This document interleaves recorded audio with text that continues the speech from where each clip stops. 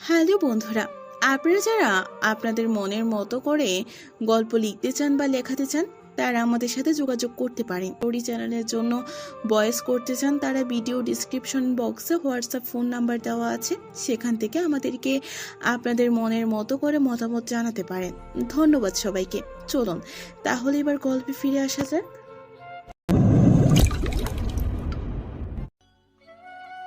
বারান্দায় দাঁড়িয়ে বাহিরের সাজসজ্জায় চোখ বুলাচ্ছে রাফসান। অপরূপ সাজে আজ সেজেছে পুরো বাসাটা। তার মাঝে বিমর্ষমুখী হয়ে দাঁড়িয়ে আছে রাফসান। বুঝতে পারছে না তার কি করা উচিত এখন। আজ বড় ভাইয়ার বিবাহ বার্ষিকী, তাই সম্পূর্ণ বাসা আলোকসজ্জায় সজ্জিত করা হয়েছে। রাফসান আজও ভয় পায়, খুব বেশি ভয় পায়। হারানোর ভয়, না পাওয়ার বেদনা, স্বপ্ন ভাঙার হৃদয় বিদারক কষ্ট। চোখ বেয়ে জল পড়ছিল রাফসানের। কিরে, কষ্ট হচ্ছে এখনো? তোকে তো কতবার বলেছি সব কিছু ভুলে গিয়ে নতুন করে শুরু কর। তোর জীবনটা ততটাও বড় হয়নি যে এখনই সব শেষ। বড় ভাই আবিরের কথা শুনে তাড়াহুড়ো করে চোখের জল মুছে নিল রাফসান। কোথায়? আমার তো কষ্ট হচ্ছে না, আমি ঠিক আছি ভাইয়া। তুমি এত রাতে আমার রুমে আসলে কেন? ভাবি একা রুমে না? তোর ভাবি আমাকে এখানে পাঠিয়েছে। ও আচ্ছা, যাও নিজের রুমে যাও, আমি ঠিক আছি ভাইয়া। অস্ট্রেলিয়ায় কি আবার চলে যাবি? না, আমার পিছুটার নেই ভাইয়া। 6 মাস বড় একটা সময়, এর মাঝে নিজেকে পাল্টে ফেলতে পেরেছি। ওখানেই ফিরে সব স্মৃতি আবার নিজের মাঝে টেনে নিয়ে আসতে চাই না। তাহলে তোর স্টাডি? এখানকার কোনো এক ভার্সিটিতে ভর্তি হয়ে যাব, দেশেই থাকি তোমাদের সাথে। তোর সিদ্ধান্তে মুগ্ধ আমি। আমিও চাইছিলাম তুই আমাদের সাথেই থাক, কিন্তু আমি বলতে পারিনি। তুমি চাইছিলা আমি এখানেই থাকি? না মানে তোর ভাবি চাইছিল যে তুই আমাদের সাথেই থেকে যা। এবার লাইনে আসো। ভাবির কথা ছাড়া একটাও তো তোমার সিদ্ধান্ত হয় না। ভাবি আমার লোক কি ভাবি? কানের নিচে দেবো শয়তান, বেশি পেকে গেছিস তাই না? একটু ফ্রি হয়ে কথা বলতে না বলতেই আমাকে পেঁচিয়ে কথা বলা হচ্ছে তাই না? তোর ভাবিকে আমি ডরাই না। এই আবির, কি বললে তুমি? আমার দেবরকে তুমি কি করবা আবার বলো তো? তোমার কতটা সাহস হয়েছে একটু দেখি। তুমি পারলে আমার দেবরের শরীরে একটু স্পর্শ করে দেখো। পিছনে দাঁড়িয়েছিল ভাবি, সেটা লক্ষ্য করেনি ভাইয়া। পিছন থেকে ভাবির কথা শুনে ভাইয়ার মুখ শুকিয়ে গেছে। খুব বেশি ভালোবাসে দুজন দুজনকে তারা।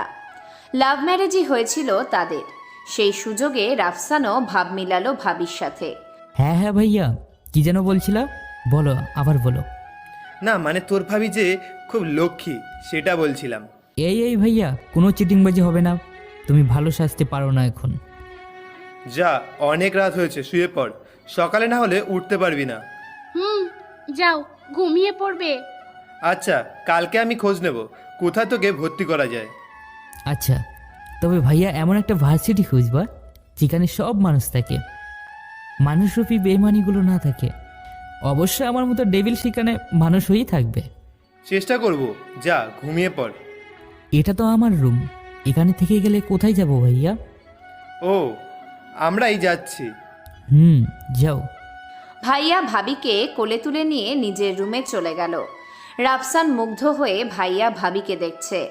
মা বাবার অ্যাক্সিডেন্টের পরে তারাই রাফসানের মা বাবার মতো। একদম বন্ধুর ন্যায় আচরণ করে সব সময়। তাদের সাথে থাকলে কখনো কষ্টই হয় না রাফসানের। ভালো কাটে সময়টা। সকালবেলা ভাবির ডাকে রাফসানের ভাবি যাও না, একটু ঘুমাতে দাও তো। এই দেখো, অনেক সময় হয়ে গেছে, তাড়াতাড়ি উঠে নাস্তা করে নাও। অনেক সময় হয়ে গেছে, ওঠো। ভাবি তুমিও না, যাও, আসতেছি 10 মিনিটে। রাফসান, তোমার 10 মিনিট এই নিয়ে 8 বার হলো, এখনই ওঠো। আচ্ছা ভাবি যাও তো, আমি উঠছি। বলেই রাফসান বিছানা থেকে উঠে ওয়াশরুমে ঢুকে যায়। ওয়াশরুমে ঢুকেই গান শুরু করে রাফসান। গান শুরু করতেই চিৎকারের সুরে বাহির থেকে ভাবি বলল, এই যে বাথরুম সিঙ্গার, তাড়াতাড়ি বাইরে আসেন, আপনাকে নিয়ে শপিং করতে যাব। আপনার ভাইয়ার আদেশ, আপনাকে মানুষ করতে হবে তো। বলেই ভাবি ওখান থেকে চলে গেল। রাফসানের আর গান গাওয়া হলো না। তাড়াতাড়ি ফ্রেশ হয়ে বাহিরে বেরিয়ে এসে নাস্তা করলো। নাস্তা করেই দেখে ভাবি বাহিরে যাওয়ার জন্য প্রস্তুত, কিন্তু রাফসান ও তো এখনও টি শার্টটাও পাল্টায়নি, আর মাথার বড় বড় চুলগুলো কাকের বাসার মতো এলোমেলো হয়ে আছে। বড় বড় দাড়িগুলো একদম পাগলের মতো দেখাচ্ছে রাফসানকে। তেমনই রাফসানকে নিয়ে বাহির হয়ে গেলেন তার ভাবি। ফোনটাও বাসায় রেখে গেল রাফসান। রাফসান গাড়ি ড্রাইভ করছে, ভাবি পিছে বসে মেকআপ করছে। রাফসানের মাথায়ও বাঁদরামো বুদ্ধি চেপে বসল। রাস্তার মাঝে ভাঙা স্থান দিয়ে পিছনের চাকা উঠিয়ে দিল। পুরো গাড়ি একটু নড়ে উঠল, আর পুরো মেকআপ খারাপ হয়ে গেল ভাবির। রাগে ফুলছে ভাবি। রাফসান, এটা ঠিক হলো? ভাবি, আমি এখন ড্রাইভার। হয়েছে তোমার ড্রাইভ করা। এখন সামনে একটা পার্লার আছে, এখানে গাড়ি পার্কিং করো, পার্লারে যেতে হবে। আচ্ছা ভাবি, সরি ভাবি, ফান করছিলাম, মন খারাপ করো না। আরে পাগল নাকি? তোমার সাথে রাগ করলে তোমার আম্মু উপর থেকে আমাকে বদদোয়া দেবে তো। আর ছেলের মতো স্নেহ করি, তোমার সাথে রাগ করলে চলে বলো? ভাবি, ইমোশনাল কথা বলা বাদ দাও তো। তোমার পার্লার এসে গেছে, তুমি যাও, আমি নিচে দাঁড়িয়ে আছি। অনেকক্ষণ হয়ে গেল ভাবি বাহির হচ্ছে না, তাই রাফসান ভিতরের দিকে যাওয়া দিচ্ছে। অপর পাশ থেকে একটা মেয়ে বাহির হচ্ছিল। একদম সামনাসামনি এসে দাঁড়িয়ে গেল দুজনই। মেয়েটা হাঁ করে তাকিয়ে আছে রাফসানের দিকে, কিছুটা রাগান্বিত চেহারায়। এই ছেলে, এই মেয়েদের পার্লারে কি চাই আপনার? আক্কেল জ্ঞান নেই নাকি? দেখতে পুরো পাগলের মতো। মেয়েদের পার্লারে কি করতে এসেছেন? ও, বাদরের মতো বড় বড় চুলগুলো কাটতে এসেছেন নাকি? আপনার কমন সেন্স নেই নাকি? এটা মেয়েদের পার্লার, এখানে আপনার কোনো কাজ নেই। দেখে তো মনে হচ্ছে লুচুর হাড্ডি, তেলাপোকার জম। মেয়েটার কথা শুনে রাফসান তো পুরো স্তব্ধ হয়ে হাঁ করে তাকিয়ে আছে মেয়েটার দিকে, আর মনে মনে ভাবছে রাফসান, এ মা, এ কেমন মেয়ে? জানা নেই, শোনা নেই, কিছু করলামও না, তারপর এমনভাবে রিয়েক্ট করছে, মনে হচ্ছে তার পিছনে আমি লাইন মারছি। রাফসানের মুখের অবস্থা নাজেহাল। ও বুঝতে পারে এখানে ঢুকে যাওয়াটা ঠিক হয়নি। অবন্তী, ছেলেটাকে আমার সামনে থেকে সরতে বল, না হলে ওর থোবড়া পাটিয়ে ফেলবো। এমনি মেজাজ 440 ডিগ্রিতে গরম আছে। রাফসান আর সহ্য করতে পারল না মেয়েটার কথা, প্রত্যুত্তর তো দিতেই হয়। আরে রাখেন আপনার 440 ডিগ্রি গরম মেজাজ। আপনার কমন সেন্স নেই নাকি? অচেনা অজানা ছেলের সাথে গায়ে পড়ে ঝগড়া করতে আসছেন। আর শুনেন, আমি এমনি ওদিকে যাচ্ছিলাম না, ভিতরে আমার ভাবি বাইরে আসছিল না দেখে আমি দেখতে যাচ্ছিলাম। ঝগড়ুটে মেয়ে কোথাকার। কি বললেন আপনি? আমি ঝগড়াটে মেয়ে? ঝগড়া কি দেখেছেন? পিটিয়ে মাথা ফাটিয়ে ফেলবো। চেনেন না আপনি আমাকে? আপনার ট্যাং দুটো কেটে ঝুলিয়ে দেব। এই, আপনার ভাবি কি ফিডার খায় নাকি যে তাকে দেখতে হবে? আবার বড় বড় কথা বলছেন। ভদ্রতার খাতিরে এখনো দু পায়ে দাঁড়িয়ে আছেন, তা না হলে। কি করতেন হ্যাঁ শুনি? আপনার মতো মেয়েদের আমার চেনা আছে, 2 টাকার দাম নেই আসে হুমকি দিতে। রাস্তার মেয়েদের এমনি দিমাগ থাকে, যে রূপের বাহার এ নিয়ে আসছে মাস্তানি করতে। পার্লারে ঢোকার আগে ভাঙা ট্রাকের মতো চেহারা ছিল, এখন সেটা নিয়ে বড়াই দেখাতে আসছেন। বলেই রাফসান খিটখিট করে হেসে দিল। কি বললি তুই? আমার চেহারা ভাঙা ট্রাকের মতো? বলেই মেয়েটা ওর ব্যাগ থেকে একটা চাকু বাহির করে রাফসানের গলায় ঠেকিয়ে দিয়ে বলে, বল বল, আবার বল তো। আমার চেহারা ভাঙা ট্রাকের মতো? নিজের চেহারা একবার আয়নায় দেখেছিস? হনুমানের মতো দেখতে, বন্য হাতি, গন্ডারের মতো চেহারা, সেটা নিয়ে আবার বড়াই দেখাচ্ছিস? মেয়েটার গাল লাল হয়ে গেছে। আসলেই মেয়েটা খুব রাগী টাইপের। রাফসানের গলা শুকিয়ে কাঠ হয়ে গেছে। যে কোনো মানুষেরই গলা শুকিয়ে কাঠ হয়ে যাবে যদি গলার কাছে একটা চাকু ধরা থাকে। মেয়েটার পাশ থেকে ওর বান্ধবী বলে উঠল, এই মিম, এইসব ছেলেদের সাথে ঝগড়া করছিস কেন? একজনের রাগ ওর উপর ঝাড়ছিস কেন? পারলে বৃষ্টির উপরে দেখায় এই রাগ, আর চল এখান থেকে।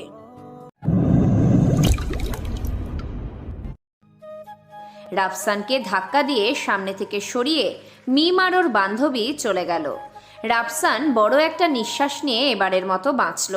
আর একটু সময় এভাবে চললেই রাফসানের নিঃশ্বাস বন্ধ হয়ে যেত। তবে মেয়েটার ঠোঁটের নিচের তিলটা রাফসানের মন ছুঁয়ে গেল। রাফসান আর পার্লারের ভিতরে ঢুকলো না, গাড়ির কাছেই অপেক্ষা করছে। প্রায় অনেকটা সময় পর ভাবি বাহির হয়েছে।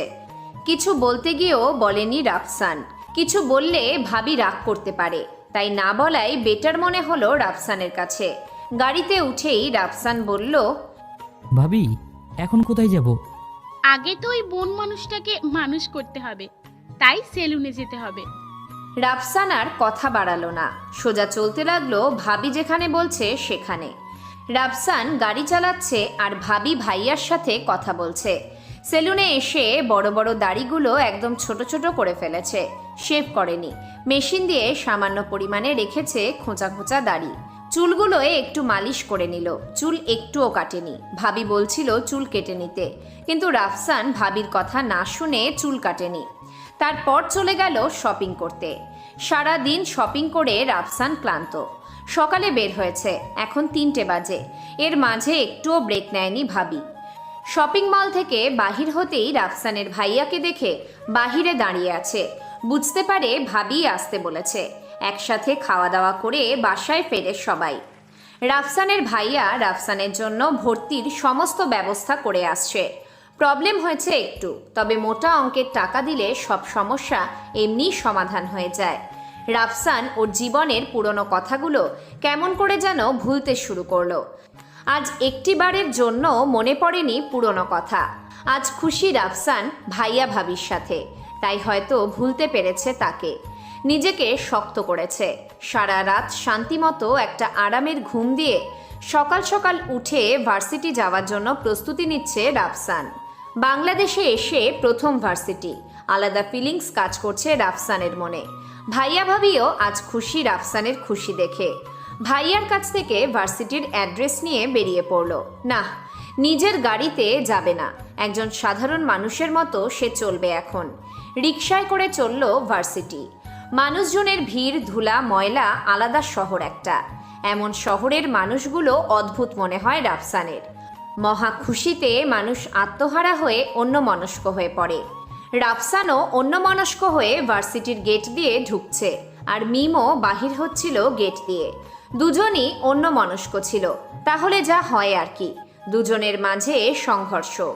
রাফসান দাঁড়িয়েছিল আর মিম পড়েছিল মাটিতে। পাশে দুটো নোট খাতা এবং একটা বই। রাফসানের চোখ মিমের দিকে পড়তেই চোখ দুটো বড় বড় হয়ে তাকিয়ে আছে। গলা শুকিয়ে গেছে আর ভাবছে, আল্লাহ, এই ঝগড়ুটো মেয়েটা এখানেও। তখন শুধু সামনাসামনি হয়েছি, তাতেই গলায় চাকু উঠে গিয়েছে। আজ না জানি আমাকে কি করে। মিম মাটিতে বসে আছে। রাফসান আর দাঁড়িয়ে না থেকে মিমের পাশে পড়ে থাকা বইটা উঠিয়ে মিমের দিকে এগিয়ে দিল। রাগে চোখ দুটো লাল হয়ে যাচ্ছে মিমের। ওই, আপনার চোখ কি বাসায় রেখে এসেছেন? দেখে চলতে পারেন না? নাকি মেয়ে দেখলেই ধাক্কা খেতে ইচ্ছা করে? লুচির হেডমাস্টার, আপনার মতো ছেলেদেরকে আমার চেনা আছে। মিম বসা থেকে উঠে জামা থেকে ময়লা সরাতে সরাতে কথা বলছে। রাফসানের দিকে তাকিয়ে ভাবনায় পড়ে গেল মিম। কোথায় যেন এ মুখ দেখেছে ও, কিন্তু কোথায় দেখেছে বুঝতে পারছে না মিম। মিম ভাবছে রাফসান মিমের পাশ কাটিয়ে ভার্সিটির মধ্যে যাচ্ছে। মিমও রাফসানের পিছু নিল। ওকে কোথায় যেন দেখেছে, হয়তো কোথাও ওর সাথে ঝগড়া হয়েছে। যার সাথেই ঝগড়া হয় মিম তার চেহারাটা সবসময় মনে রাখে, তাই রাফসানকে দেখতেই বুঝতে পারে ওর সাথে কোথাও না কোথাও বসে ঝগড়া হয়েছে। এই ছেলে, দাঁড়াও, তোমাকে ডাকছি, শুনছো না? রাফসান হাঁটা থামিয়ে দাঁড়ালো। মনে মনে ভাবছে রাফসান, মেয়েটা এত ঝগড়ুটে কেন? সবসময় ঝগড়া করার মুড নিয়ে থাকে নাকি? অদ্ভুত তো। এবার রাফসান মুখ খুলল। জি, আপনার প্রবলেম কি? আমাকে ডাকছেন কেন? আপনার কি কমন সেন্স বলতে কিচ্ছু নেই?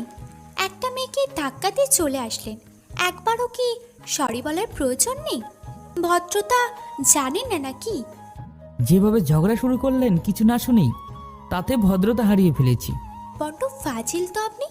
কোথায় সরি না বলে উল্টে আমার সাথে ঝগড়া করছেন। আপনার নাম কি, আর এখানেই বা কি চাই? এই ভার্সিটিতে তো আগে কখনো দেখিনি। আপনাকে বলতে যাব কেন? আপনি কে যে আপনাকে কৈফিয়ত দিতে হবে? ওই শালা, তোরে জিজ্ঞাসা করেছি তুই উত্তর দিবি, ব্যাস। আবার প্রশ্ন করিস? রাগে গজগজ করছে মিম। চারপাশ থেকে ওর দু একটা বান্ধবী এসে হাজির হয়েছে, বাকি সবাই তামাশা দেখছে ওদের। রাফসান বুঝতে পারলো এখন থেকে ওর কথার উত্তর না দিয়ে এক পাও নড়তে পারবে না। আমি রাফসান, এই তো আজকে আসলাম ভার্সিটিতে। আগে অন্য কোথাও ছিলাম, তাই আগে কখনো হয়তো দেখেননি। ও নতুন? তা কোন ডিপার্টমেন্ট? আর এই কথাটা বলতে এতক্ষণ কেন? সিনিয়রদের সাথে ভদ্রতার সহকারে কথা বলতে হয়, জানেন না? নাকি শিখিয়ে দিতে হবে? ও, আমি ভাবলাম আপনি জুনিয়র হবেন, তাই গুরুত্ব দিইনি। আর আমি ম্যানেজমেন্ট ডিপার্টমেন্টের 3য় বর্ষের ছাত্র। রাফসানের কথা শুনে খিটখিট করে হেসে দিল মিম ও তার বান্ধবীরা। মেয়েটা হেসেই বলল, আরও একটা মুরগা। হোয়াট হোয়াট মুরগা? What a language? বুঝবে না তুমি এ ভাষা। যাও, ভদ্র ছেলের মতো ক্লাসে যাও। আর আমরা তোমার সাথেই আছি, তোমার মাথার তার ছিটতে। Same department, same batch. ভেংচি কেটে মিম চলে গেল। রাফসান ভেবাচাকা খাওয়ার মতো দাঁড়িয়ে আছে। মহা ঝামেলায় পড়ে গেলাম তো। ভেবেই রাফসানের শরীরে ঝাঁকুনি দিল। রাফসান নিজেকে সামলে নিয়ে ক্লাসরুমে যাওয়ার জন্য ফিরতেই দেখল 6 ফিটের একটা ছেলে রাফসানের সামনে দাঁড়িয়ে আছে। রাফসান 5.6 ফিট, তাই তার কাছে মাছি মনে হচ্ছে নিজেকে। একটু পিছে সরে এসে রাফসান বলল, আসসালামু আলাইকুম ভাই, কেমন আছেন? অন্যদিকে রাফসানের কলিজার পানি শুকিয়ে যাচ্ছে এমন দেখাচ্ছে। আলহামদুলিল্লাহ, ভালোই। দেখে তো ভদ্র ছেলে মনে হচ্ছে। আর ভার্সিটিতেও নতুন নাকি? আহাদ বলল রাফসানকে। আহাদের পিছে তার বন্ধুরা দাঁড়িয়ে আছে, মানে ব্যাকআপ। রাফসান ঘামছে, ভাবছে, প্রথম দিন যদি এমন হয় তাহলে বাকি দিনগুলো তো পড়েই আছে। জি ভাই, ভার্সিটিতে নতুন। তাহলে তো আমাদেরও কিছু অধিকার আছে তোমার উপর। তো তোমার নাম কি? রাফসান ভাই। রাফসান ভাই? সেটা আবার কেমন ভাই? ভার্সিটির মাঝে শুধু রোদ ভাইই ভাই, আর কেউ ভাই না। সরি ভাইয়া, আপনার কোথাও ভুল হচ্ছে। আমার নাম রাফসান ভাই, না শুধু রাফসান। ও, বুঝতে পেরেছি। এখন শোন।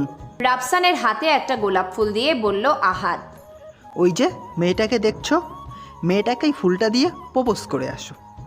পিছনে থাকা আহাদের বন্ধু শফিক, শিমুল, আশিক বলে উঠল, এ রাফসান, তোর আজ 12টা বাজিয়ে ছাড়বে মিম। ওর কাছে কোনো ছেলেই আজ পর্যন্ত ফুল নিয়ে দাঁড়িয়ে থাকতে পারেনি, আর তুই তো। রাফসান এখন একটা নিরীহ প্রাণীর মতো। নতুন সব মানুষজন, এদের মাঝে নতুনভাবে সবকিছু সৃষ্টি করতে চাচ্ছে, কিন্তু এরা তো নিষ্ঠুর। রাফসান মিমের দিকে আস্তে আস্তে পা ফেলছে আর মনে মনে ভাবছে, আমি যেই ভালো হয়েছি তখনই পৃথিবীর সব মানুষ খারাপ হয়ে গেছে। কখনো নিজেকে পাল্টানো উচিত নয়, সে যার জন্যই হোক। রাফসানের পা এক জায়গায় থমকে দাঁড়ালো। স্মৃতিগুলো মনের আঙিনায় উঁকি দিয়েছে। সেদিনেরই তো কথা, সেন্ট্রাল কুইন্সল্যান্ড ইউনিভার্সিটির ক্যাম্পাসের সামনে দাঁড়িয়ে আছে রাফসান। বিভিন্ন দেশের শিক্ষার্থীর আগমন, তার মাঝে রাফসানের ভালো লাগে বাঙালি এক মেয়ে অনামিকাকে, যার পুরো নাম অনামিকা আফরোজ বৃষ্টি। অনেকটা সময় ওর পিছু নিয়েছে। ওর ভালো লাগা মন্দ লাগা সবকিছু। প্রতিদিন নতুন নতুন ভালোবাসার গল্প পেতে আমাদের চ্যানেলটি সাবস্ক্রাইব করে বেল বাটনে ক্লিক করুন। গড় করেছে রাফসান। কখনো সাহস হয়ে ওঠেনি তাকে প্রপোজ করে ওঠার, তবে আজ বন্ধুদের সাহসে একটু সাহস করলো রাফসান। একটা নীল গোলাপ ছিল রাফসানের হাতে। সিম্পল ড্রেসেই এসেছে ও। অনামিকার সিম্পল জিনিসই পছন্দ সবসময়। রাফসান যতই অনামিকার সামনে আসছিল, বুকের স্পন্দন ততই বৃদ্ধি পাচ্ছিল। শ্বাস নেওয়াটা কষ্টকর হয়ে যাচ্ছিল রাফসানের। অবশেষে রাফসান অনামিকার সামনে দাঁড়িয়ে আছে। সেটাকে দাঁড়ানো বললে ভুল হবে, এক জায়গায় দাঁড়িয়ে দৌড়াচ্ছে মনে হচ্ছে। ওর পা দুটো এক জায়গায় রাখতে পারছিল না তখন। তবুও রাফসান অনামিকার হাতটা হঠাৎ করেই রাফসানের হাতের মুঠোয় নিয়ে নিল। চোখে চোখ রেখে মনের ভাষায় অনামিকাকে ওর হৃদয়ের কথা অনুভব করতে বলল। বুঝাতে চেষ্টা করলো কতটা মায়ায় জড়িয়ে আছে রাফসান ওর। অনামিকা মুচকি হাসছে। রাফসান অনামিকার হাত ধরে হাঁটু গেড়ে বসে বলতে শুরু করে, আমার চোখ তোমাকে খুঁজে, যখন তুমি নেই আশেপাশে তোমাকে না পেলে আমার মন ব্যথা হয়। তুমিই আমার সব সুখের কারণ। আর তোমাকে ছাড়া আমার জীবন এতটা নিষ্প্রভ হবে। আমি আমার জীবনে যা চাই তা হলো আমরা সারা জীবনে একসাথে থাকবো। আমি তোমাকে অনেক ভালোবাসি অনামিকা, অনেক ভালোবাসি। স্তব্ধ হয়ে তাকিয়েছিল অনামিকা রাফসানের দিকে। প্রত্যুত্তরে শুধু জবাব আসছিল ইয়া। রাফসানের আশা ছিল অনামিকা লাভ ইউ টু বলবে, কিন্তু সংক্ষেপে উত্তর পেয়েও খুশি ছিল রাফসান। হঠাৎ করেই আহাদের কথায় বাস্তবে ফিরল রাফসান। সামনে মিম দাঁড়িয়ে আছে আর রাফসানের হাতে একটি লাল গোলাপ। আহাদ বলছে, কি রে, তোর তো হিসু পড়ে যাবে এক্ষুনি। আরে প্রপোজ তো দূরের কথা। বলেই খিলখিল করে হেসে দিল। রাফসানের ইগোতে হার্ট করলো আহাদের কথাগুলো। ভাবছে কি করবে এখন। একবার ভাবছে আহাদের মুখের চেহারা বিগড়ে দেবে, আবার ভাবছে ওর হাত পা ভেঙে হাসপাতালে ভর্তি করে রাখতে। অস্ট্রেলিয়া থাকতে রাফসান নিজেই একটা গ্যাং পরিচালনা করত, সেটাও ছেড়ে দিয়েছিল মেয়ের কারণে। আজ আবারও সেই মেয়ের কারণে ওই পথ বেছে নেবে। রাফসান কনফিউজড।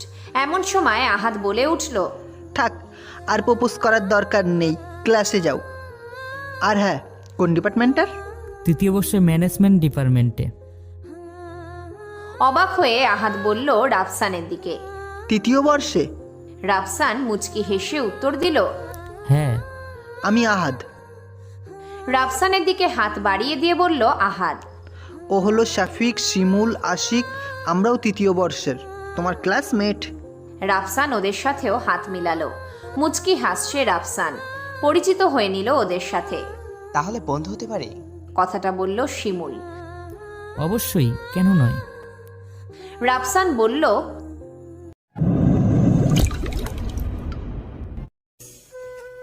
তাহলে তো হয়েই গেল দোস্ত। হারামি থেকে শুরু করে সবকিছু চলে আমাদের মাঝে। ভাবতেছি তোরা কি আমার ফাজলামিগুলো সহ্য করতে পারবি কিনা সেটা। দূর, কি ফাজলামি করবি শুনি? এই যে এখন তোদের ঠেলে ঠুলে ক্লাস নিয়ে যাবো ক্লাস করাতে। বলেই রাফসান ভেঙচি কাটল। শিমুল, আশিক, আহাদ একসাথে বলল, হ্যাঁ।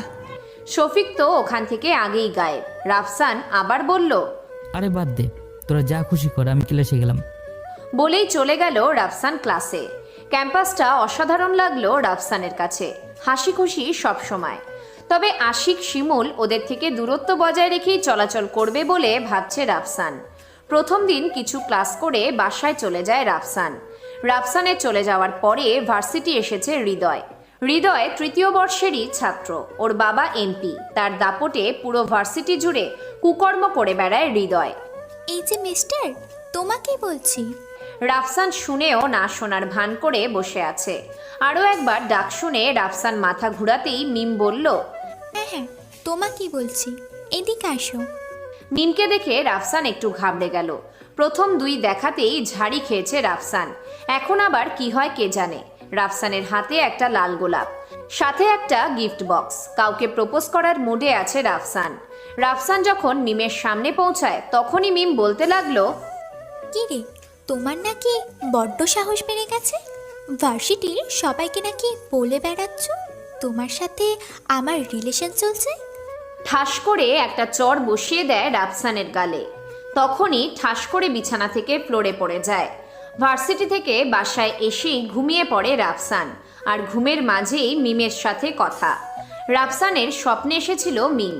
স্বপ্নে এসেও মাস্তানি করা শুরু করেছে রাফসানের সাথে। রাফসান ফ্লোরে বসে ভাবছে, এটা কি স্বপ্ন ছিল? ভাবছে আর গালে হাত দিয়ে বসে আছে। সন্ধ্যার একটু পরে মিম নিজের বাসার টেবিলে বসে মোবাইল টিপছে, বান্ধবীদের সাথে আড্ডা দিচ্ছে। সময়টা এমন করেই কাটিয়ে দেয় রাফসান। এমন সময় একটা আননোন নাম্বার থেকে মিমের মোবাইলে মেসেজ আসে। এই মায়াবতী, তোমার মায়ায় নিজেকে হারাই সব সময় তোমাকে খুঁজি উদাসী মনে দেশ দেশান্তরে। মিম এমন রোম্যান্টিক মেসেজ দেখা মাত্রই চেয়ার থেকে ফ্লোরে পড়ে যায়। হাঁ করে তাকিয়ে আছে মেসেজটার দিকে আর ভাবতে থাকে, আননোন নাম্বার, কোন বান্দরিনী আমার সাথে মজা করছে। বুঝতে পারছি না, কোনো ছেলের তো সাহস হবে না আমার ফোনে এমন রোম্যান্টিক মেসেজ দিতে। হার্টবিটের স্পন্দন দ্রুত চলছে মিমের মনের মাঝে। বারবার মেসেজটার কথা মনে হচ্ছে। মেজাজটাই খারাপ হয়ে গেল।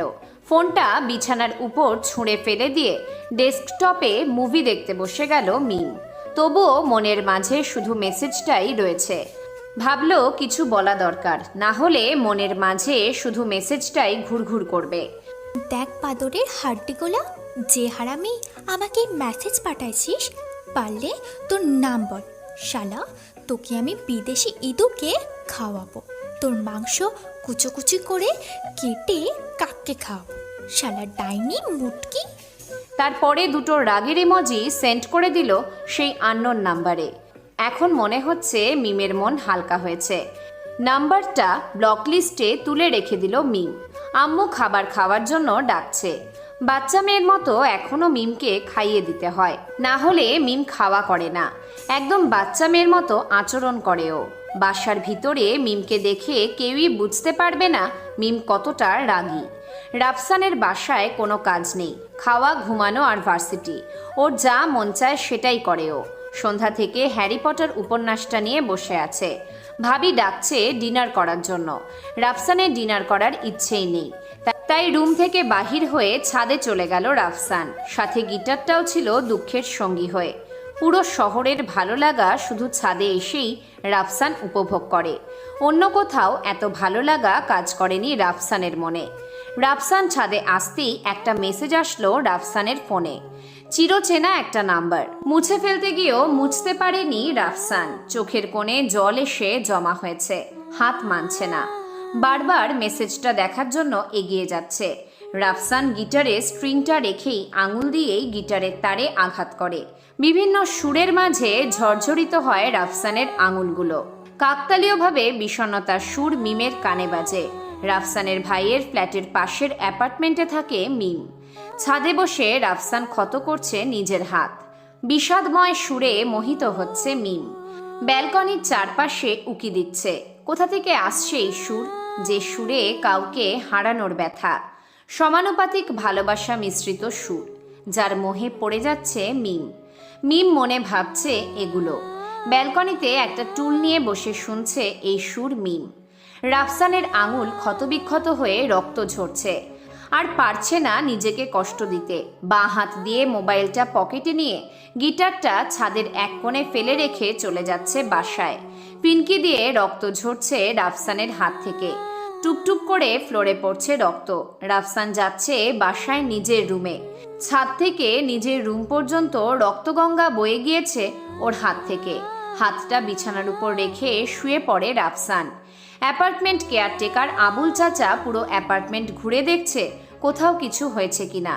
এটা তার রোজকার ডিউটি, রাতে একবার ঘুরে যাওয়া। ছাদের এক কোণে রক্তমাখা গিটারটা পড়ে থাকতে দেখে কিছু একটা আঁচ করতে পারেন। কারো হাত কেটেছে গিটারের তারে। তবুও চোখ পড়ে রাফসানের রক্তগঙ্গার উপর। লাইন বেয়ে নিচে নামছে। আবুল চাচা রক্তের নিশানা বেয়ে রাফসানদের ফ্ল্যাটের সামনে দাঁড়িয়ে আছে। নক করে জানতে চাইল এই রক্ত কার, কি হয়েছে। রাফসানের ভাই আবিরও দেখলো রক্ত বেয়ে রাফসানের রুমের দিকে গেছে। দৌড়ে রাফসানের রুমে গিয়ে দেখে রাফসানের হাত ক্ষতবিক্ষত। আবুল চাচা কিছু বলল না, এটা ওর পারিবারিক ব্যাপার, তাই চলে গেল সেখান থেকে। আবির তার বউ খাদিজাকে ডেকে ফার্স্ট এড লাগিয়ে রাফসানের হাত ব্যান্ডেজ করে দেয়। মনে মনে আবির বলে, ছোট ভাইকে নিয়ে কি করব বুঝতে পারছি না। এমন পাগলামি কেউ করে? তবে ঠিক হয়ে যাবে, কিছুদিন এমন হবে। বলেই আবির খাদিজাকে নিয়ে নিজের রুমে চলে গেল। সকালবেলা ঘুম থেকে উঠে রাফসানের হাতে ব্যান্ডেজ দেখে বুঝতে পারে রাতে তার ভাইয়া অথবা ভাবি ব্যান্ডেজ করে দিয়েছে। কোনো রকমে একটু ফ্রেশ হয়ে নিল রাফসান। ভার্সিটি যাবে। একা একা বাসায় বসে থাকার চাইতে ভার্সিটি থেকে ঘুরে আসা ভালো। ডান হাতে ব্যথা। ভাবির হাতেই ব্রেকফাস্ট করলো রাফসান। রাফসান টেবিলে ওর ভাইয়া ভাবিকে একটা প্রশ্ন করে, ভাইয়া ভাবি, তোমরা আমাকে এত ভালোবাসো কেন? আমি কি এত ভালোবাসার পাওয়ার যোগ্য? ভাবি তখন ওর প্রশ্নের উত্তর দেয়, পাগল, কি বলিস রে রাফসান? তোকে আমরা ভালো না বাসলে কে বাসবে? পরিবারের মানেই তো ভালোবাসা। রাফসান কিছু বলল না, চুপচাপ টেবিল থেকে চলে গেল নিজের রুমে। সাদা একটা শার্ট জিন্স প্যান্টের সাথে পরল রাফসান। সাদা রংটা রাফসানের ভীষণ প্রিয়। কেন এত ভালো লাগে সে নিজেও জানে না। রাফসান তাদের অ্যাপার্টমেন্টের গেট থেকে বাহির হয়ে বাঁ পাশে তাকাতেই দেখতে পায় এক মায়াবতীকে। সাদা গাউন পরিধান করা একটা মায়াবতী, চোখের কাজলের মায়া টানা টানা হরিণী চোখ, ঠোঁটের কোণে আকর্ষণময় একটা তিল, সবকিছু মিলিয়ে মায়াবতী। মুহূর্তেই সমস্ত চেহারা রাফসানের সামনে ভেসে উঠল। আশ্চর্য হয়ে যায় রাফসান।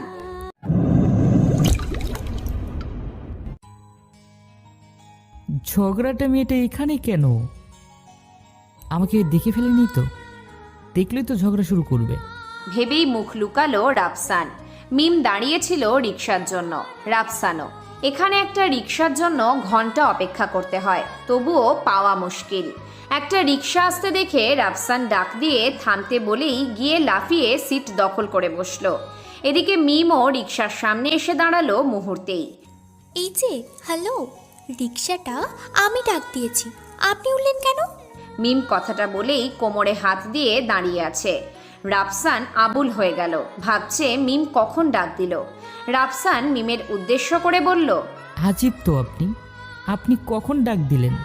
তুমি বয়রা, কানে কম শুনতে পাও নাকি? এই মামা, আপনাকে কে ডাক দিয়েছে আর কার ডাক শুনতে পেয়েছেন আপনি? রাফসান রিকশাওয়ালা মামাকে প্রশ্নটা করলো। রিকশার মামা কনফিউজড হয়ে যাচ্ছে কি বলবে, দ্বিধায় পড়ে গেল। তবে খুব সত্যতা দেখালো মামা। সে বলল রাফসানের ডাক শুনতে পেয়েছে। মিমের মন খারাপ হয়ে গেল, রাস্তার পাশে দাঁড়ালো। এই যে, হ্যালো। মিম রাস্তার পাশে দাঁড়িয়ে আছে। রাফসান রিকশা থেকে নেমে ডাক দিল মিমকে। একবার তাকিয়ে আবার মুখ ফিরিয়ে নেয়। এই যে, হ্যালো, আপনাকেই বলছি, আপনি রিস্কায় চলে যান। আমি তোমার টাকা রিক্সায় কেন যাব? তুমি চলে যাও। আর বুঝতে পারছি না তুমি এইখানে কিভাবে? বুঝতে হবে না, প্রশ্নটা আমারও ছিল, আপনি এখানে কিভাবে? থাক, বেশি কথা জড়ানো ভালো নয়, আপনি চলে যান, আমি দেখে অন্য রিস্কায় চলে যাব। অবশ্য আমি ছেলে মানুষ, একটু সামনে গেলেই রিস্কা পেয়ে যাব। আচ্ছা, যাব, ঠিক আছে, তুমিও চলো, একসাথে যাওয়া যাক। ভার্সিটি তো যাচ্ছ, তাই না? ভার্সিটি যাচ্ছি, তবে আপনি চলে যান রিস্কায়। মিম ভ্রু কুচকালো। এর মাঝে রাফসানের ভাই গাড়ি নিয়ে বাহির হয়েছে অফিসে যাবার জন্য। ভাইয়ার গাড়ি দেখে উঠে গেল সেটাতে। মিমের সাথে কথা বাড়ালো না। মিম অবাক হয়ে তাকিয়ে আছে আর ভাবছে, এই ছেলে, আজকাল কেউ এমন হয়?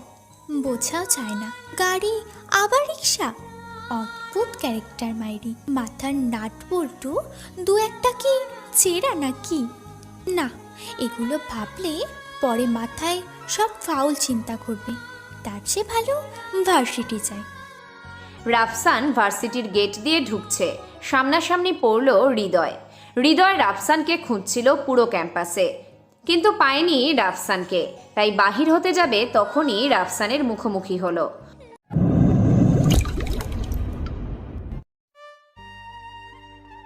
তুমি কি রাফসান? আমি। বলতে না বলতেই হৃদয় রাফসানের শার্টের কলার ওর মুষ্টিবদ্ধ করে ফেলে। কিরে, শুনলাম দুদিন হলো ভার্সিটিতে আসছিস, এর মধ্যে ভালোই মস্তানি করছিস ক্যাম্পাসে।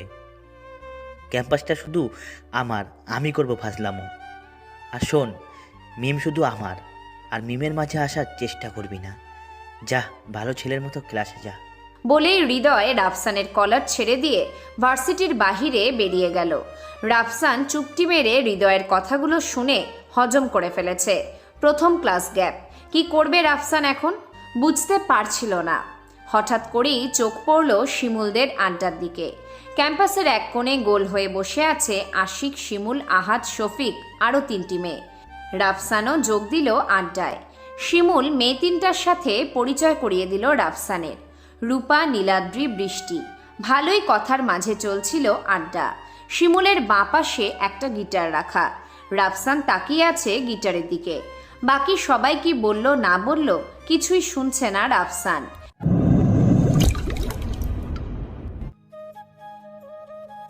শিমুল, গান ধর, একটা গান শুনি। ধুর, ভাল লাগে না। তবে আশিক, তুই একটা গান শোনা। গিটারটা আশিকের দিকে এগিয়ে দিয়ে বলল শিমুল। আশিক বেচারা আবার গান পারে না, সবাই জানে। আশিক মিনমিনিয়ে বলছে, শালা আমি গান পারি না, তোরা জানিস, তবুও কেন? কিছু করার নেই। রাফসান আশিকের কাছ থেকে গিটারটা নিয়ে নিল। শুধু সুর তুলছে গিটারের তারে, অথচ হাতে ব্যান্ডেজ করা ব্যথা পাচ্ছে। তবুও গিটারের সুর তুলেই যাচ্ছে রাফসান। গিটার হাতে পেলে সব কিছু ভুলে যায় রাফসান। ওদের আড্ডার চারপাশে অনেকেই এসে দাঁড়ালো রাফসানের সুরের টানে। শিমুল লক্ষ্য করলো ব্যান্ডেজ ভিজে গেছে রক্তে। কাটা জায়গা থেকে আবারও রক্ত ঝরছে। শিমুল রাফসানের হাত ধরে ফেলে। কিরে, তোর হাতে কি হয়েছে? আর রক্ত বেরোচ্ছে তো। তেমন কিছু না, ঠিক হয়ে যাবে। শিমুল কিছুটা ধমকের সুরে রাফসানকে বলল, শালা চল আমার সাথে। গিটার রেখে দিল আশিকের কাছে। ফার্মেসিতে গিয়ে নতুন করে আবার ব্যান্ডেজ করে আসলো রাফসান। রাত 8টা বাজে তখন। রুমের মধ্যে ভালো লাগছে না রাফসানের। অনলাইনও কেমন যে শূন্যতা লাগছে এখন ওর কাছে। নীরবে কানে ইয়ারফোন লাগিয়ে ছাদে চলে এলো রাফসান। ব্যস্ত শহরের আলোগুলো মায়াময় লাগছে এখান থেকে। সেই দৃশ্যতেই হারিয়ে যাচ্ছে রাফসান। আনমনা মনে অচেনা দেশে হারিয়ে গেল রাফসান। রাফসানের কল্পনার জগৎ ছেদ করে বেরিয়ে আসলো টেক্সটের শব্দে। Hey, what's going on? Where are you? স্মিতর মেসেজ ছিল। রাফসান সিনও করলো মেসেজটা। ও তো ধোঁকাবাজ। বন্ধুর সাথে বেইমানি করতে একটুও দ্বিধাবোধ করলো না ও। রাফসানের মন খারাপ হয়ে গেছে মুহূর্তেই। পায়ের কাছে রক্তাক্ত গিটারটা পড়ে আছে। রাফসান হাসছে, ভাবছে, গতকাল বোকা ছিলাম, বেইমানিদের জন্য নিজের শরীরকে কষ্ট দিচ্ছি। তারা তো দিব্যি ঘুমাচ্ছে আমাকে কষ্ট দিয়ে। আমি কেন পারবো না নিজেকে পাল্টাতে? হ্যাঁ, আমি পাল্টাবো, নতুন সুরে নতুন করে বাঁচবো। গিটারটা হাতে তুলে ঠোঁটের স্পর্শ করে দেয় গিটারের উপরে। তোকেই ভালোবাসবো। ছাদের রেলিংয়ের উপর বসে গিটারের তারে সুর তুলছে। আজও মিম শুনছে কান পেতে গিটারের সুর। হৃদয় ছুঁয়ে যাচ্ছে মিমের। খুঁজতে থাকে মিম কোথা থেকে আসছে এমন সুর। নিশ্চয়ই কারো বাসা থেকে আসছে। চুপটি করে বসে মিম শুনছে গিটারের সুর। নিজেকে জারাচ্ছে সেই সুরে। মঞ্চর রাফসান গিটারের সুরে সুর মিলাচ্ছে, আর ঠোঁটের কোণ থেকে সুমন ভাইয়ের একটা গান বেরিয়ে আসছে। গানটা শেষ করে নিজের সুরে রাফসান। শেষ করে তাকিয়ে আছে সামনে, ভাইয়া ভাবির দিকে। ছাদে আরও মানুষ ছিল, খেয়ালই করেনি রাফসান। প্রায়ই মেয়ে, এই অ্যাপার্টমেন্টের ছেলে মেয়ে। গিটারের সুর তাদের বাসা থেকে টেনে বাহির করে নিয়ে এসেছে ছাদে। রাফসানের চোখ ছলছল করছে আজ। অজানা কারণে আড্ডা জমিয়েছে তারা ছাদে। প্রায় রাত 12টা বাজে আড্ডায়। একে একে সবাই যাচ্ছে যে যার রুমে। সবাই চলে যাওয়ার পরে রাফসান বসে বসে সুর তুলছে। মন আজ আনন্দিত, তাই আরও বেশি করে সুর তুলতে পারছে রাফসান। হঠাৎ করেই রাফসানের কানে একটা মধুর কণ্ঠ ভেসে আসলো পাশের ছাদ থেকে। তো দেখছি পাগল করে ছাড়বে, নাকি বন্ধ করবে তোমার হাতের জাদু? বাস কারো, আর সহ্য হচ্ছে না আমার। Stop this tone. রাফসানের হাত মাঝপথেই আটকে যায়। পাশাপাশি ছাদ রেলিং টপকিয়ে মিম রাফসানদের ছাদে চলে এসেছে। রাফসানও দাঁড়িয়ে গেছে। কি হচ্ছে শুনি?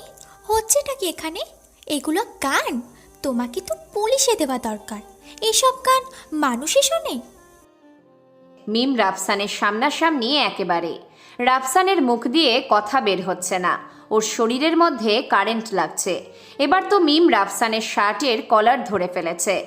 এই যে মিস্টার, এমন গান যদি দ্বিতীয়বার শুনেছি বা এমন টোন বাজাতে, হাত কেটে কুচোকুচি করে নদীতে ভাসিয়ে দেব, মনে রাখবে। যত সব। বলেই মিম রেলিং টপকিয়ে ওদের ছাদে চলে যায়। সিঁড়ি বেয়ে নিচে নেমে চলে গেল মুহূর্তেই। রাফসানের শরীর ঝাঁকুনি দিয়ে উঠল, আর ভাবছে, কি হলো এখানে? রাফসানের শরীর নরম হয়ে আসছে। ছাদে আর থাকলো না রাফসান। রুমে গিয়ে শুতেই শরীরে প্রচণ্ড জ্বর এসে হানা দেয়। সকাল 8টা বাজে। মিম দাঁড়িয়ে অপেক্ষা করছে রাফসান কখন বের হবে। দুটো রিকশাও মিস করলো রাফসানের জন্য। প্রায় 30 মিনিট পেরিয়ে গেল, রাফসান বাহির হলো না। মিমের আব্বু অফিসে যাচ্ছে। গেট থেকে বাহির হতেই দেখে মিম দাঁড়িয়ে আছে। ড্রাইভারকে গাড়ি থামাতে বলে মিমের আব্বু নিচে নামলো মিমের সাথে কথা বলতে।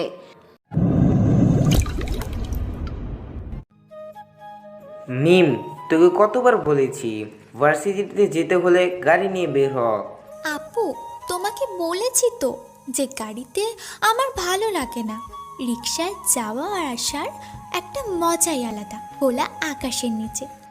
রাখ তো ডায়লগ বাজে, চল ভার্সিটিতে নামিয়ে দিয়ে তারপর আমি অফিসে যাব।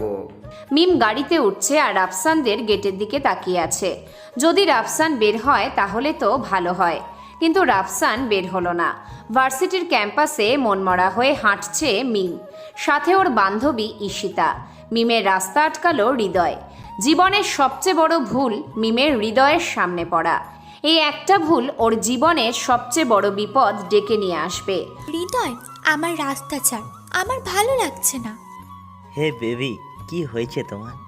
ছি হৃদয়, এসব কি ব্যবহার? বাহ, কি করলাম আমি? প্রিয়সীকে তো বেবি বলে ডাকতেই পারি। প্রিয়সী, তোর কি মাথা নষ্ট হয়েছে নাকি? না, মাথা নষ্ট হয়নি, তোমাকে আমার পছন্দ হয়েছে। দেখ হৃদয়, বেশি হয়ে যাচ্ছে। আমি চুপ আছি বলে এই নয় যে তুই যা বলবি সব শুনে যাব। বেবি, তুমি ভালো করেই জানো আমি যা চাই তা আদায় করেই ক্ষান্ত হই। বলেই হৃদয় মিমের কাছে যেতে চাইল। ঠাস করে মিম হৃদয়ের গালে একটা থাপ্পড় বসিয়ে দেয়। মিমের 5টা আঙুল হৃদয়ের গালে বসে থাকে।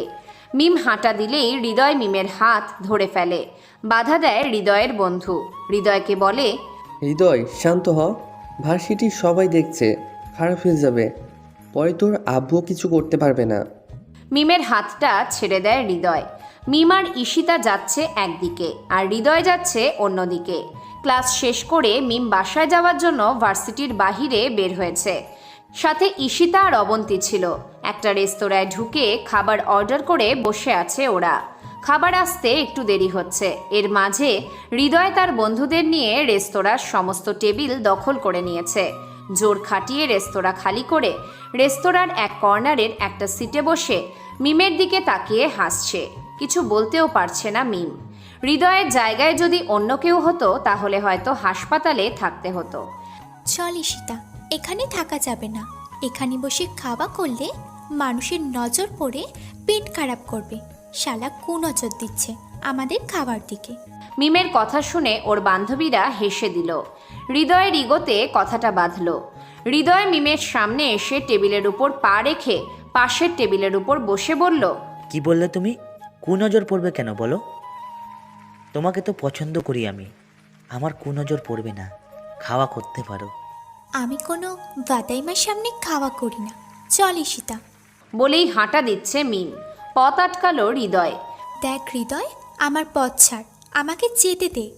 পথ আটকিয়েছি তো যেতে দেওয়ার জন্য নয়, সারা জীবন একসাথে চলার জন্য। আমার বয়ফ্রেন্ড আছে, তোর লাইন 150-এর পিছনে। যা, যদি টিস্যুর মতো বয়ফ্রেন্ডও পরিবর্তন করি তাহলেও তোর নাম্বার আসতে 2-4 বছর সময় লেগে যাবে। ফুট। তোমার হিরো শুধু আমি, আমি এই হৃদয় তোমার হিরো, যে আসুক টিকতে পারবে না। আরে যা যা, পথ ক্লিয়ার কর, আমার হিরোর প্রয়োজন নেই। মিম, কাজটা ঠিক হচ্ছে না। দেখ, পথ ক্লিয়ার কর। তুমি খাওয়া করো, আমি সরে যাচ্ছি। আর হ্যাঁ, তোমার জীবনে শুধু আমিই থাকবো, আর কারো এন্ট্রি কখনোই মেনে নিব না। বলেই হৃদয় বাহির হয়ে গেল রেস্তোরাঁ থেকে। বাহির হওয়ার আগে ম্যানেজারকে হুমকি দিয়ে গেল মিমের কাছ থেকে বিল না নিতে। ওদের এখন অস্বস্তি লাগছে না। খাওয়া করে বিল আসলো 420 টাকা।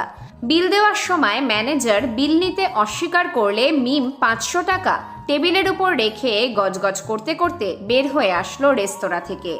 হৃদয় আড্ডা দিচ্ছে বন্ধুদের সাথে, হাতে ড্রিঙ্ক, হাসছে, মাতলামি করছে।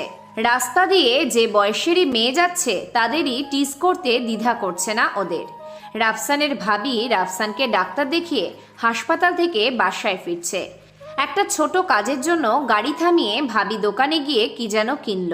রাফসান গাড়িতে বসেছিল। পাশে দাঁড়িয়ে হৃদয় ও তার বন্ধুরা রাফসানের ভাবির ছবি তুলছে ও বিশ্রী বিশ্রী কথা বলছে। শরীরে রক্ত টকবগিয়ে ফুটছে রাফসানের। লজ্জায় ভাবি মাথা নিচু করে গাড়িতে উঠে চলছে বাসায়। গাড়ি ড্রাইভ ভাবিই করছিল। অ্যাপার্টমেন্টের নিচে এসে ভাবি গাড়ি পার্ক করছিল, এমন সময় রাফসান বলল, ভাবি চাবিটা আমাকে দাও, আমার একটু কাজ আছে। তুমি বাসায় যাও, আমি 10 মিনিটের মধ্যেই আসতেছি। এই কি কাজ আমাকে বলতে আমি করে দিতাম। আর তোমার শরীরও তো খারাপ, এমন অবস্থায় গাড়ি চালাবে কিভাবে? চলো, কি কাজ আমিও যাব। আরে ভাবি আমি পারবো, তুমি চাবি দিয়ে বাসায় যাও, আমি জাস্ট 5 মিনিটেই চলে আসবো। আমি তোমাকে একা যেতে দিতে পারি না। ভাবি আমি ঠিক আছি বললাম তো, আর দেখো আমার শরীরে জ্বর নেই। ভাবি আর কথা বাড়ালো না, রাফসানের হাতে গাড়ির চাবি দিয়ে বলল, জাস্ট 5 মিনিট, যদি বেশি সময় লাগে তাহলে পানিশমেন্ট আছে। রাফসান মুচকি হাসি হাসলো আর বলল, আমার লোক কি ভাবিটা। ড্রাইভিং সিটে বসে রাফসানের লক্ষ্য শুধু ওই বখাটে ছেলেরা। রাফসান হৃদয়ের দেখা হলেও রাফসান মনে রাখেনি ও কথা। মাঝপথে রাফসান গাড়ি থামালো, একটা দোকান থেকে হকি স্টিক এবং একটা কালো বোর্ড নিল। তারপর আবারও চলল সেই গন্তব্যে। সেখানে গিয়ে দেখে ওরা এখনও মাতলামি করছে, টিজ করছে মেয়েদের। গার্লস কলেজও ছুটি দিয়েছে। রাস্তার এক পাশে গাড়ি পার্ক করে গাড়ি থেকে নেমে ব্যাক সিটের উপর রাখা হকি স্টিকটা হাতে নিল। রাফসানের চোখ হৃদয়ের উপর। হৃদয়ের সামনে মাতাল অবস্থায়, রাগে শরীর ফেটে যাচ্ছে রাফসানের। হৃদয় মাতাল হয়ে আছে, তার সাথে ওর বন্ধুরাও তার থেকেও বেশি মাতাল। দিনের আলোয় তারা মাতলামি করছে। রাফসানের চোখে চোখ পড়ল হৃদয়ের। না, মুখ দেখতে পারেনি রাফসানের। প্রতিদিন নতুন নতুন ভালোবাসার গল্প পেতে আমাদের চ্যানেলটি সাবস্ক্রাইব করে বেল বাটনে ক্লিক করুন। রুমাল দিয়ে বাঁধা ছিল রাফসানের চেহারা। হৃদয় বুঝতে পারে ওর উপর অ্যাটাক করবে রাফসান। দৌড় দিবে তার আগেই পেছন থেকে হিট করলো রাফসান। রাস্তায় ডিগবাজি খেয়ে পড়ে আছে হৃদয়। বন্ধুরা পালিয়েছে হৃদয়কে রেখে। জনগণ তামাশা দেখতে গোল হয়ে দাঁড়িয়ে গেছে। তারা পারেও বটে। একটা মেয়েকে টিজ করলে তারা সে মেয়েটাকে সাহায্য করার জন্য এগিয়ে আসবে না, পিছনে বসে সমালোচনা করবে। এটা করলে ঠিক হতো, ওটা করলে ঠিক হতো। কাজের সময় কাউকে পাওয়া যায় না। এই হলো বাংলার জনগণ। মাটিতে শুয়ে হাতের কাটা অংশ চেপে রেখে হৃদয় বলতে শুরু করলো, ওই তুই কে? আমাকে চিনিস না তুই? আমি বারাক ওবামার শালা হই। হৃদয় মাতালের কথা শুনে রাফসান খিলখিলিয়ে হেসে দিল। রাফসানও বলতে লাগলো, তাহলে তো আমি তোর দোলা ভাই, শালা অপরাধ করছে তাই শাস্তি দিচ্ছি। বলেই ইচ্ছে মতো পিটালো রাস্তায় ফেলে। রাস্তার মানুষগুলো যে যার মতো ভিডিও করছে। রাফসানের মন চাইছিল সব কয়টাকে বেঁধে পিটাতে, কিন্তু এত সাধ্য হয়নি ওর। চুপচাপ সরে পড়ল ওখান থেকে। রাতের আধারে মিম ছাদে উঠেছে রাফসানের গান শুনতে, কিন্তু রাফসান আজ আর আসেনি ছাদে। মন খারাপ হয়ে বসে আছে ছাদের এক কোণে। ভাবছে আসবে আসবে, অপেক্ষা করছে 12টা পর্যন্ত, কিন্তু আসলো না রাফসান। মিম ভাবছে, সেদিন ওভাবে বলা হয়তো ঠিক হয়নি, তাই হয়তো কষ্ট পেয়েছে। যা, ওর নামই তো ভুলে গেছি। বুদ্ধু একটা আমি, কাল জেনে নেব ওর কাছে। ভেবে বাসায় ফিরে যায় মিম। রুমের মধ্যে ঘুম আসছে না চোখে রাফসানের। অনলাইনে গল্প পড়ছিল গ্রুপে। ভালো লাগে মাঝে মাঝে গল্প পড়া। এমন সময় স্মিত একটা ফটো দিল মেসেঞ্জারে। Group photo. সবার মাঝে নীল শাড়ি পরা অনামিকার দিকে তাকিয়ে আছে রাফসান। সেদিন রাফসানের কথায় শাড়ি পরেছিল অনামিকা। জানালার কাঁচ ভেদ করে চাঁদের আলো উকি দেয় রাফসানের রুমে। চোখের জল টুপটুপ করে ল্যাপটপের উপর পড়তে লাগলো। সেদিনও ছিল জ্যোৎস্না রাত। সারাদিন আড্ডা দিয়ে রাতের জ্যোৎস্না গায়ে মেখে সমুদ্র পাড়ে শুয়ে আছে রাফসান। রাফসানের বুকের উপর মাথা রেখে শুয়ে অনামিকা। মৃদু বাতাসে সমুদ্রের ঢেউ খেলা করছে। তাদের ছেড়ে যাওয়া আওয়াজ মধুর সুর হয়ে বাজছে ওদের কানে। এমন সময় রাফসান বলে উঠল, সারাটা জীবন এমন করে বুকের মাঝে আগলে রাখবো তোমায়। অনামিকা একটু নড়ে শক্ত করে রাফসানকে জড়িয়ে ধরে বলল, সারাটা জীবন তোমার পাশে থাকবো। তারপর দুজন আবার চুপ হয়ে রয়েছে। মুগ্ধ হয়ে জ্যোৎস্নার আলো গায়ে মেখে নিচ্ছে। মৃদু স্বরে রাফসান বলল, এই চারটা কি সুন্দর জ্যোৎস্না দিচ্ছে তাই না? একদম তোমার মতো। আমার মতো না, আমার ভালোবাসার মতো চাঁদ আলো দিচ্ছে। রহস্যময়ী কণ্ঠে অনামিকা বলল। সেদিন বুঝতে পারেনি রাফসান অনামিকার কথা, শুধু তার কথার সাথে তাল মিলিয়ে হুম বলে গিয়েছিল। চাঁদের জ্যোৎস্না আলো আমাদের ভালোবাসার মতো। চাঁদের জ্যোৎস্না তো শুধু আমার না, সবার। সেদিন বুঝতে পারিনি সেই কথার মাঝে লুকিয়েছিল আমার ভালোবাসার অংশীদারি। কথাটা এখন মনে করে একটা তাচ্ছিল্যের হাসি হাসল রাফসান। চোখের পানি মুছে ছবিটা ডিলিট দিয়ে দিল রাফসান। অনামিকার প্রোফাইল অনেক আগেই ব্লকে রেখে দিয়েছে। আজ মোবাইল থেকেও ওর নাম্বারটা ডিলিট করে দিয়েছে।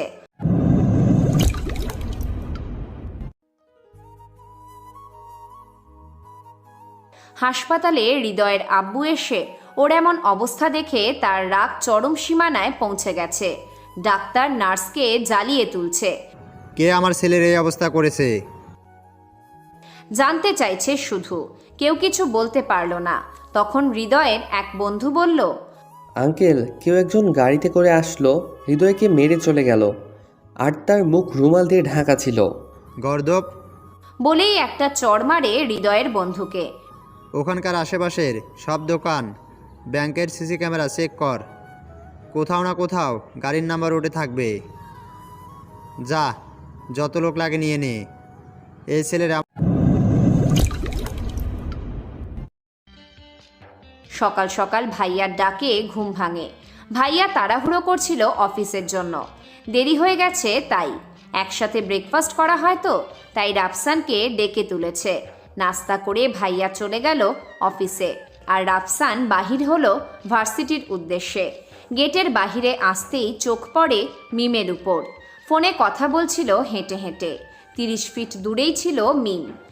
রাফসানের চোখ পড়ে মিমের পিছন থেকে আসা ব্ল্যাক BMW কার বেপরোয়াভাবে আসছে মিমের দিকে। একটু দৌড় দিয়েই মিমের হাতটা ধরে সাইড করতেই মিমের সেই জায়গা থেকে গাড়িটা অতিক্রম করে চলে যায়। রাফসান নিজেকে সামলাতে পারেনি, পিছনের দিকে পড়ে যায়। সাথে মিমও রাফসানের বুকের উপরে পড়ে আছে। মিমের কিছু হয়নি, এটাই অনেক কিছু। তবে রাফসান ঠিক নেই। হাতের কোনোই কেটে ফিনকি দিয়ে রক্ত ঝরছে, সেদিকে খেয়াল নেই কারো। মিম রাফসানের বুক থেকে নিজেকে ছাড়িয়ে নিয়ে উঠে দাঁড়ালো।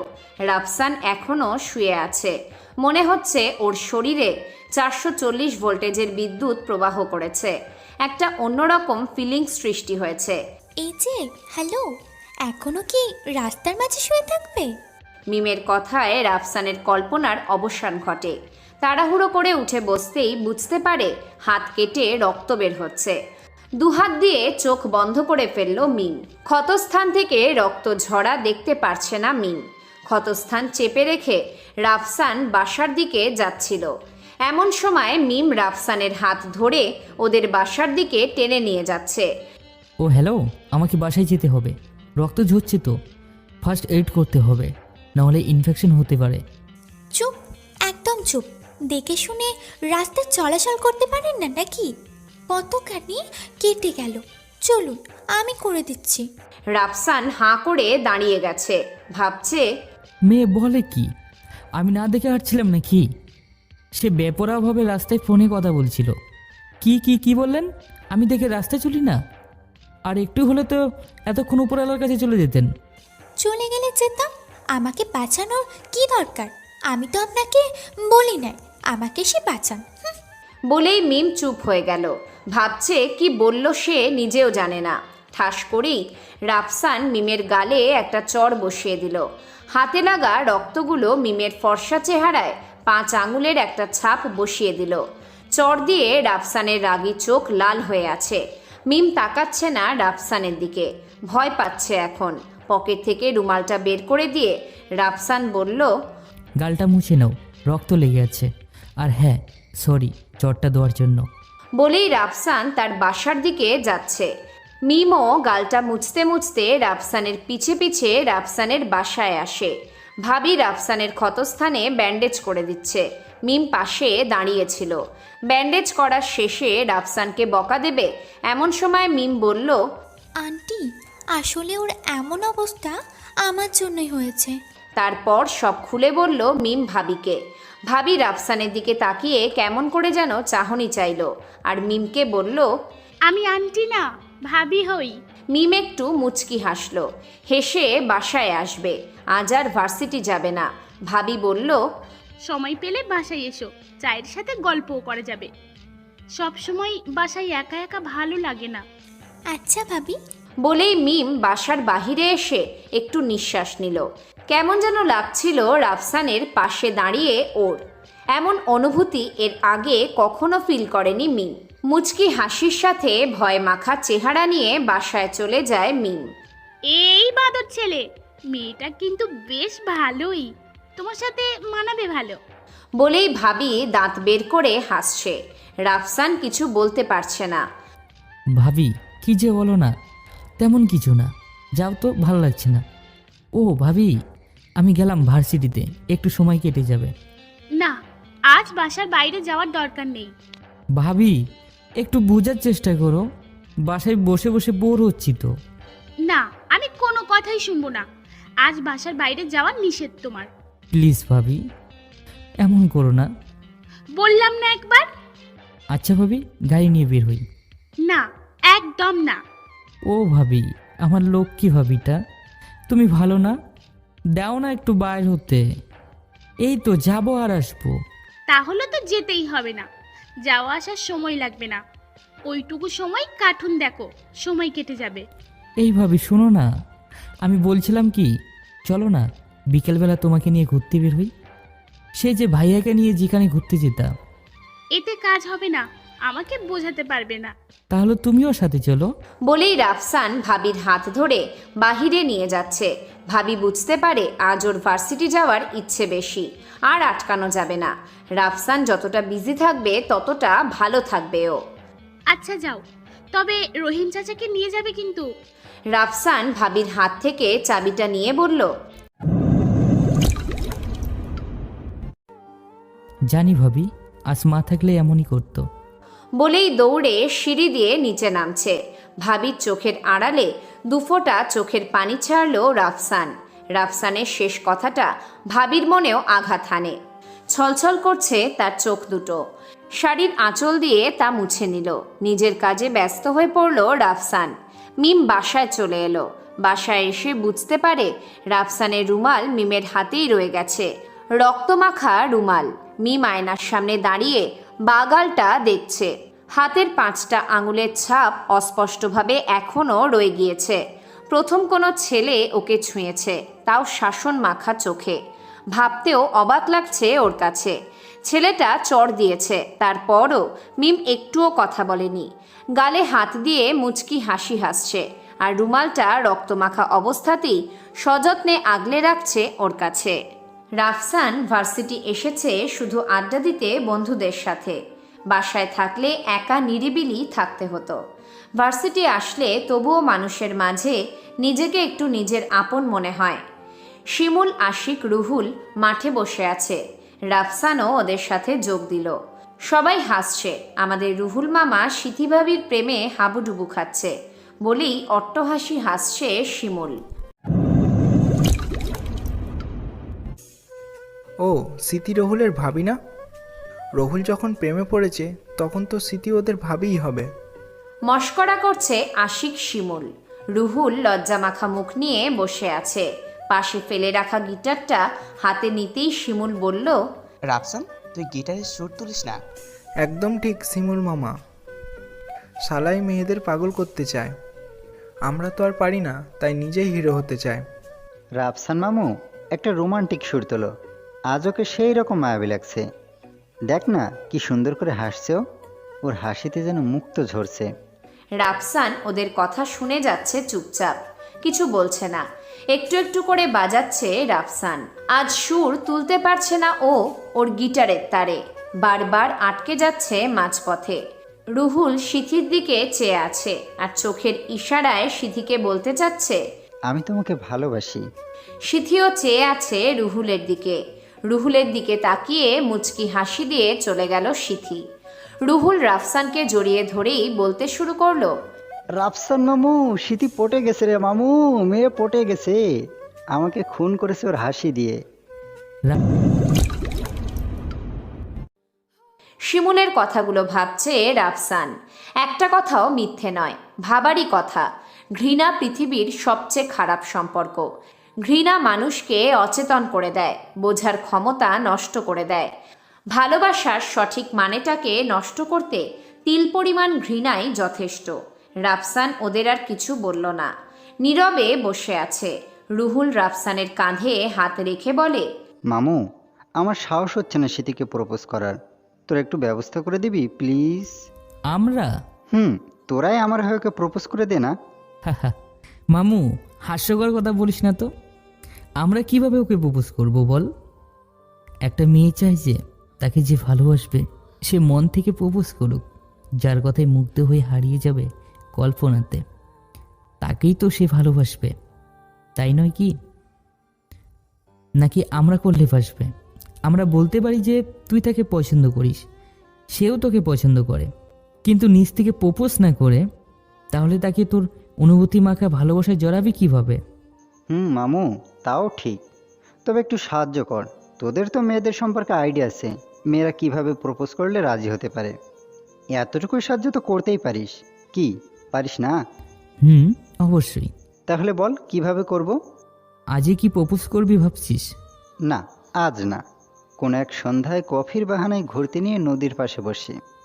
বাহ মামু, তুমি তো বেশ রোমান্টিক বটে। রুহুল একটু লজ্জা ভাব নিয়ে বলল, বেশ তো, ছেলে হয়েছি, রোমান্টিকতা না থাকলে কি চলে নাকি? তা অবশ্য ঠিক, তবে তোকে পরে বলবো কেমনে কি করবি। আজ উঠি রে। বলেই রাফসান বিদায় নিল ওদের কাছ থেকে।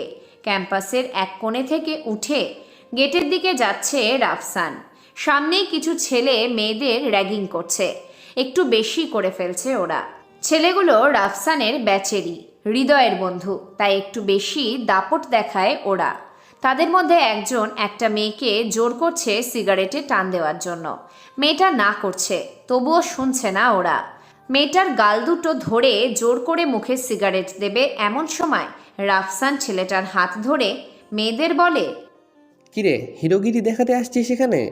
তুই জানিস আমরা কারা বা কার বন্ধু? দেখ, প্রয়োজন এটা নয় যে তোরা কারা, এটা দেখ তোরা এই ভার্সিটির স্টুডেন্ট অ্যান্ড মেয়েগুলোকে এই ভার্সিটির স্টুডেন্ট। আর তোরা কারা আমার জানার প্রয়োজন নেই। হিরো আসছে আমাদের সাথে গ্যাঞ্জাম করতে। বলেই হাসছে ওরা চারজন। রাফসান শান্ত চোখে ওদের উল্লসিত চেহারা দেখছে। একজন রাফসানের শার্টের কলার ধরে বলল, আজ গল্পটি যদি ভালো লেগে থাকে অবশ্যই কমেন্ট এবং শেয়ার চাই। আর হ্যাঁ, খুবই তাড়াতাড়ি নেক্সট সিজন আসতে চলছে। ধন্যবাদ।